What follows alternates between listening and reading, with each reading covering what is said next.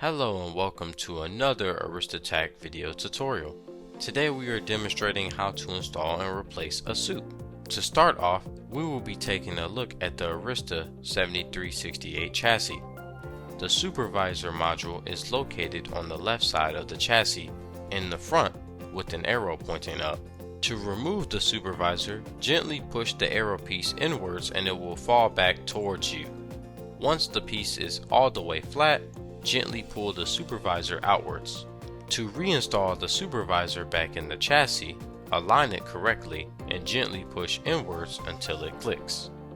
Once you have pushed the Supervisor all the way inside, you then will push the arrow piece upwards. This will ensure the Supervisor is inserted correctly.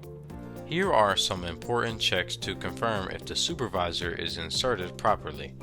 Always make sure that the gray arrow piece is pushed in place and not loose.